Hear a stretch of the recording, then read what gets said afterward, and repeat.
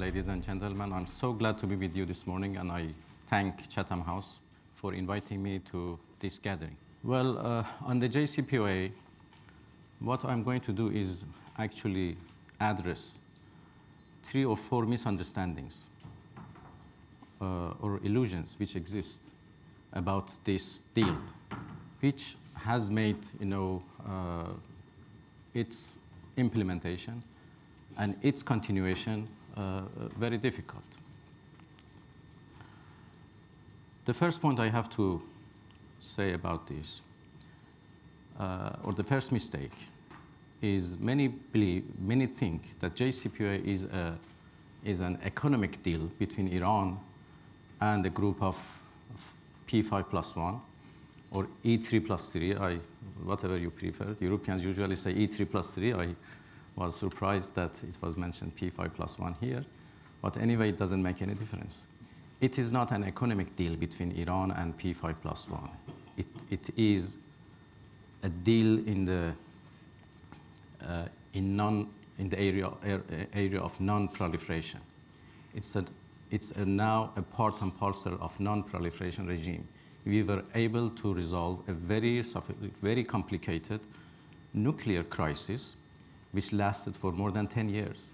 And we did that through negotiations in a peaceful settlement of a very complicated crisis, which could have turned into a big, and dangerous problem for the whole world.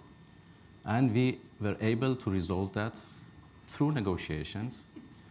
And it is now a part and parcel of non-proliferation regime, a very instrument in non-proliferation. So it's not about, for Iran, of course, we are supposed to benefit from the sanction lifting, because for the measures Iran is taking, in return, sanctions are lifted. But the fact is, we have dealt with a very important question in the field of non-proliferation. So for Europeans, or for P5+1, or for the world community, when we talk about maintaining JCPOA or to save JCPOA, it's not a choice between, for example, Iranian market and the US market. It's not a choice for economic cooperation. It's a choice for having a deal which is directly linked to the non-proliferation regime, or to lose it. This is a choice between having security or insecurity at the world level. If we lose JCPOA, we would face another nuclear crisis, which would be very difficult to be resolved this time. So we are not talking about, economic agreement between Iran and whether companies or banks prefer Iranian market or the US market. This is not the choice. This is a choice for security, not for economy. This is first point. The second mistake is JCPOA is not linked to any other question, any other issue. We decided, by we, I mean Iran and JCPOA participants, P5+1, we decided intentionally to de-link Iran's nuclear program from any other issue, being regional issues, Iran ballistic missile issue, whatever. And that was for a reason. We only focused on Iran's nuclear program, tried to find a solution for that. Otherwise, I'm sure we would still have negotiating. If we wanted to have a package of everything, regional issues, ballistic missiles, nuclear program of Iran, everything.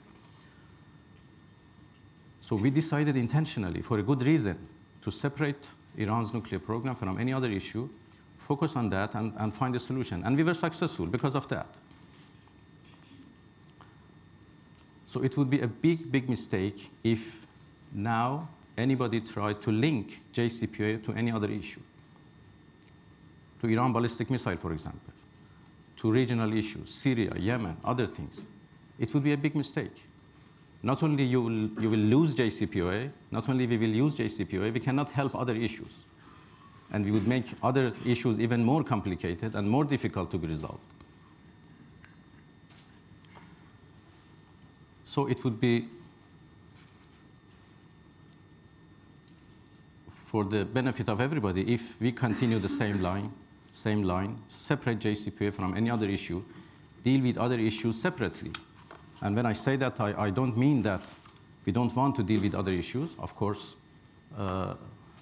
those which are matter of concern for everybody should be addressed, should be dealt with, but in their own channels.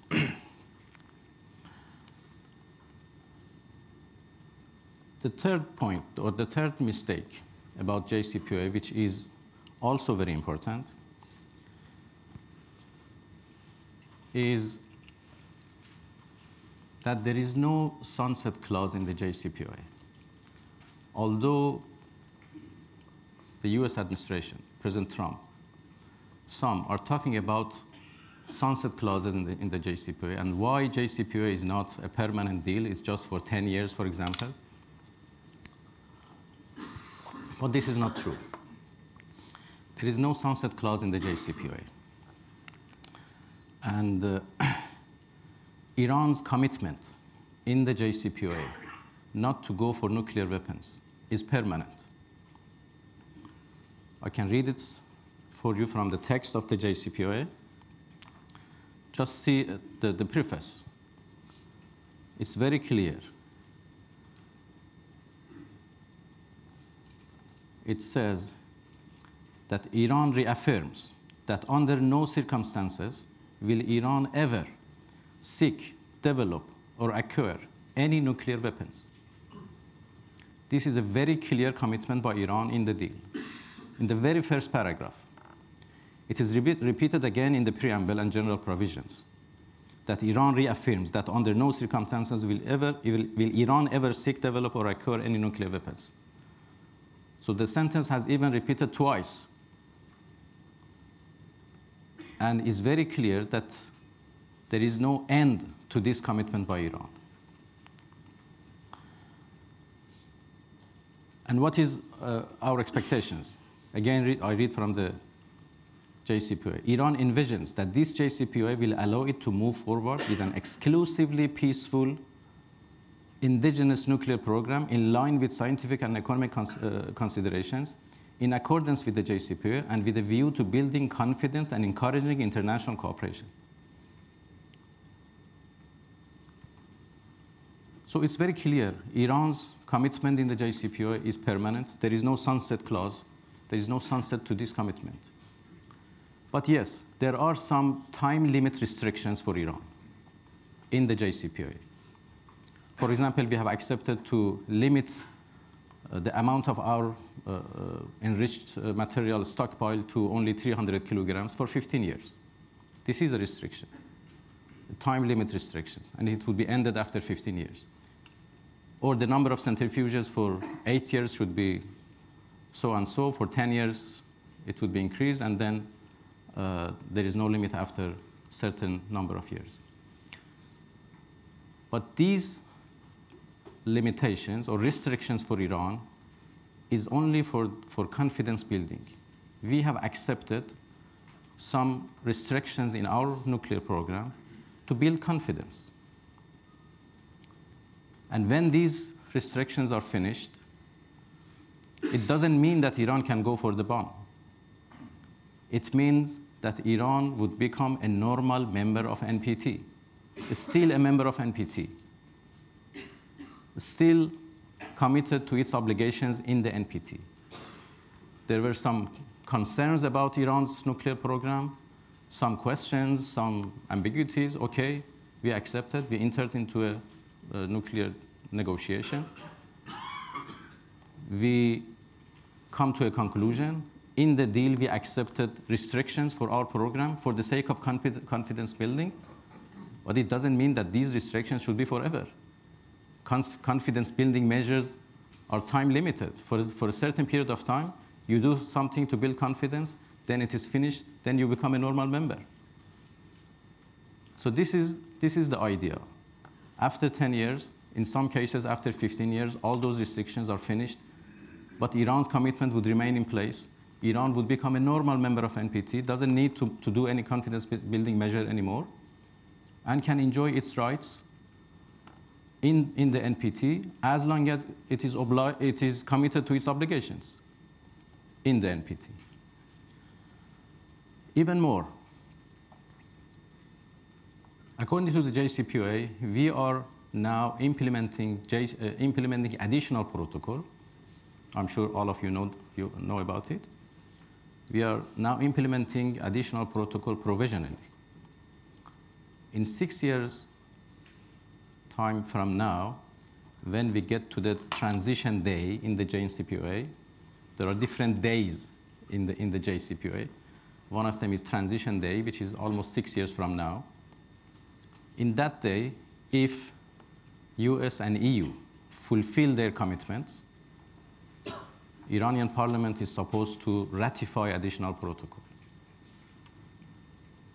So in that date, additional protocol would become permanent for Iran, a permanent commitment for Iran. Additional protocol is a very robust and tough mechanism for inspections, as you all know. And if you know, there is no exit in additional protocol. You can exit from NPT, but you cannot exit from additional protocol once you ratify that. So even these kind of things would become permanent for Iran.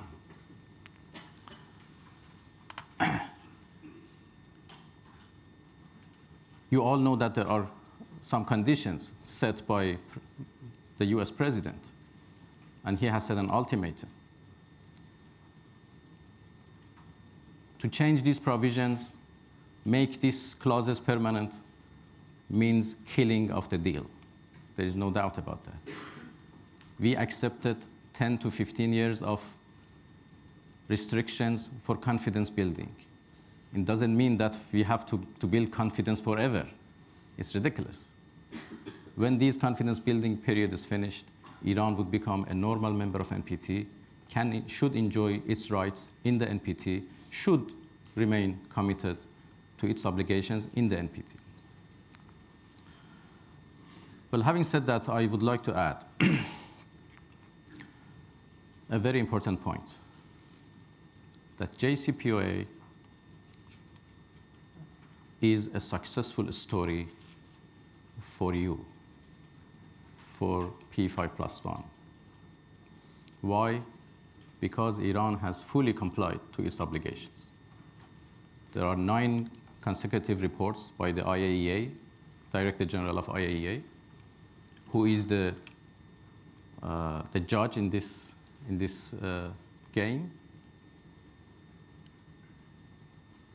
verified and confirmed that Iran is fully complying to its obligations. There is no single failure from the Iranian part. And verification by the agency is very tough, very robust. Every milligram of our material is counted. Every spare part of our centrifuges, our machines, are under supervision, under monitoring. There are inspections on a daily basis. The agency is doing its job in a very tough manner. And they have found nothing. They have found that Iran is fully complying its obligations in the JCPOA. And there are reports, 9 reports, confirming that. But as far as Iran is concerned,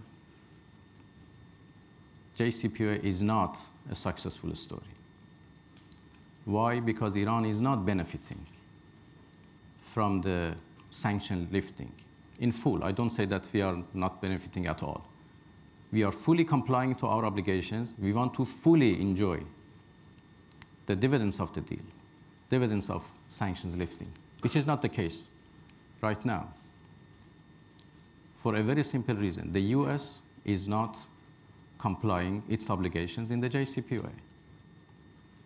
They are even violating JCPOA on a daily basis almost. It's now more than a year that President Trump has announced that he wants to destroy the deal, tear it off, fix it, change it, end it, whatever. First of all these statements by President Trump and other officials in the administration are violation of the deal, violation of the letter and text of the deal, not the spirit. JCPOA is not a spiritual deal. We are nothing about the spirit. We are not talking about the spirit of the deal, although the spirit is also violated by the US. But even the text, the letter of the deal is violated. Let me to read it out from the text, which is very interesting. If you just see paragraph 26, 28, 29,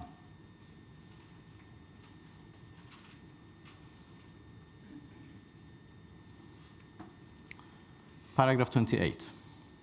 The E3, EU+3, and Iran commit to implement this JCPOA in good faith and in a constructive atmosphere. Is this a constructive atmosphere created by President Trump and the new US administration? They have created an atmosphere of uncertainty about JCPOA, which is like a poison for business community to work with Iran. Because they are kept for more than a year, they are kept in confusion, whether JCPOA survive or not, whether the president certify Iran's compliance or not, whether the president extend the waivers or not. So he has kept everybody in waiting. This is not constructive atmosphere needed by the JCPOA or asked by the JCPOA and needed for a successful implementation of JCPOA. It continues, paragraph 28. And to refrain from any action inconsistent with the letter, spirit, and intent of this JCPOA that would undermine its successful implementation. Senior government officials of the E3, EU+3, and Iran will make every effort to support the successful implementation of this JCPOA, including in their public statements. Including in their public statement. So in any public statement by President Trump, when he said that this is a very bad deal, this is the worst deal ever, I'm going to tear it off, I'm going to fix it, all these statements are clear violation of paragraph 28. And he has done it, for example, in the General Assembly, in front of all countries. This Saturday, General McMaster violated deal in Munich conference when he asked all participants not to do business with Iran. Let me to read it out for you.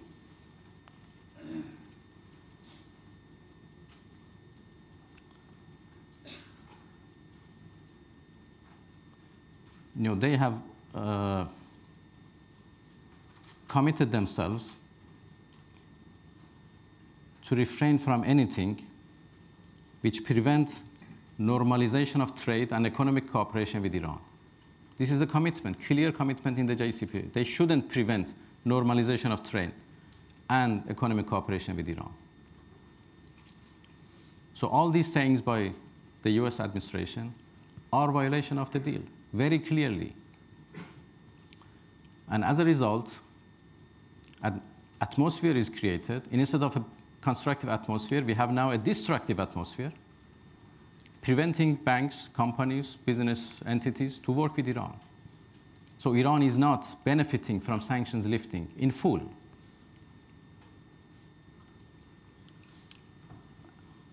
And I don't think the deal can survive in this way.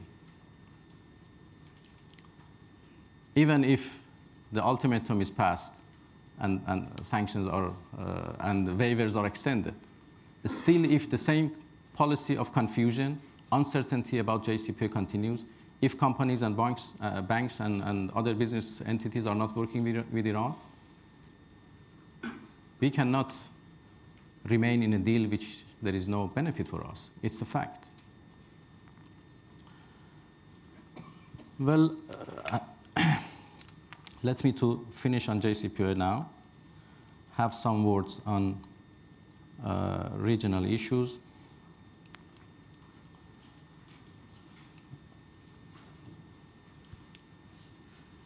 Well, I don't want to enter into details on what is going on in Syria and Yemen and other places. Maybe during question and answers we can have more discussion about that. My general comment is that Iran is for peace, stability, and security of the region. And we see that as our own peace and stability. And we have tried hard to help stability and security of the region. All of you know how hard we fought with terrorist elements in Iraq, in Syria, and other places. It was only because of Iran which Daesh was defeated, and you don't have now the so-called Islamic State in Damascus or Baghdad or other places. So we consider peace and stability in the region as our own. We consider, or we believe, that there is no military solution for any problem in our region. It's a fact. And I hope that others in our region, in our neighborhood, can say the same. There is no military solution, nowhere. We should all go for political settlements. This is our policy, and we proved that in the JCPOA.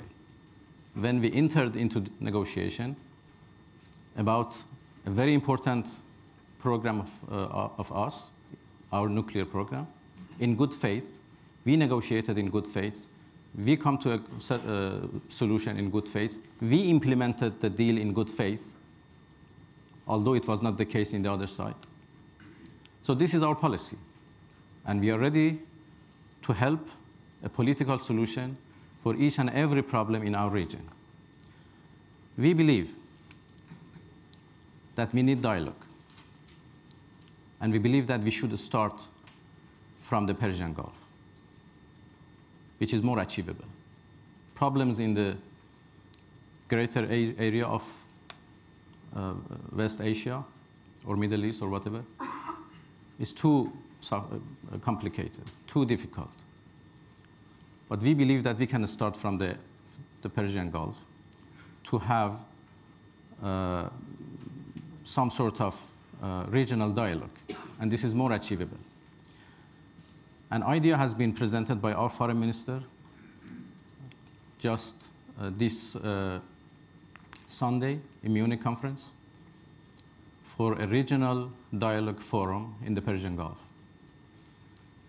And we believe that it would have its direct effect in the neighboring area as well.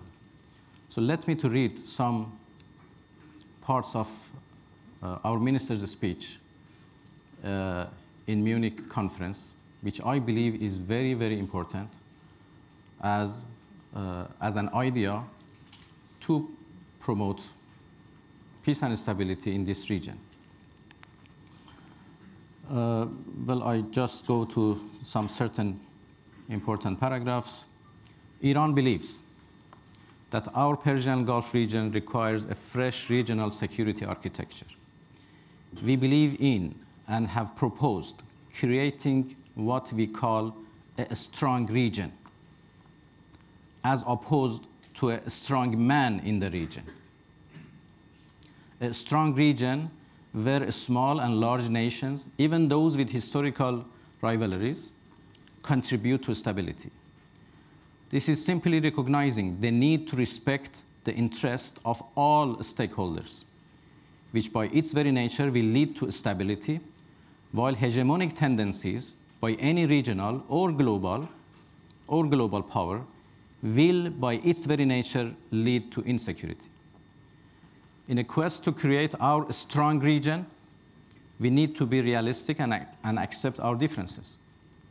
We need to move from collective security and alliance formations to inclusive concepts such as security networking, which can address issues that range from divergence of interests to power and size disparities.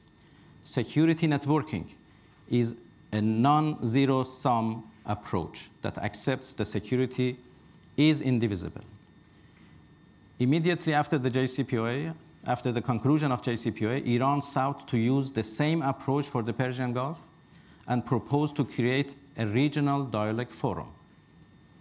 That proposal, unfortunately, fell on deaf ears, but is still on the table as far as we are concerned.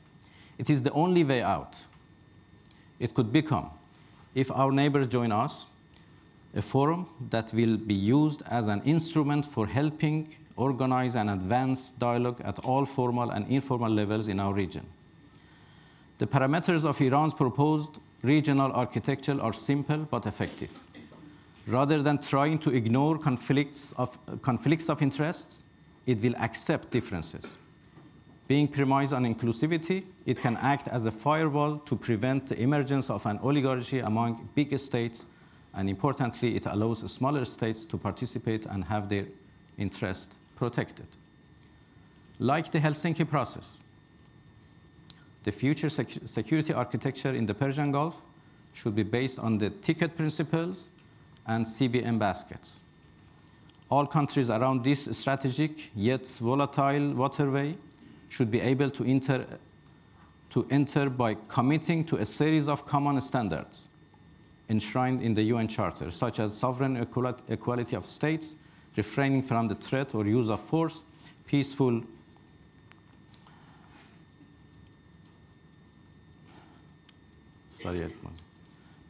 resolution of conflicts, respect for the territorial integrity, inviolability of borders, non-intervention in the domestic affairs of states, and respect for self-determination within states. We also recognize that we need confidence-building measures in the Persian Gulf, from joint military visits to pre-notification of military exercises, and from transparency measures in armament procurements to reducing military expenditures, all of which could eventually lead to a regional non-aggression pact. We can begin with easier to implement issues such as the promotion of tourism, joint investments, or even joint task forces on issues ranging from nuclear safety to pollution, to disaster management, to drug combating, etc. At a time when we are dangerously close to escalating conflicts that will affect our children and grandchildren, we encourage our counterparts in the Persian Gulf to join Iran in making these proposals a reality. Thank you so much.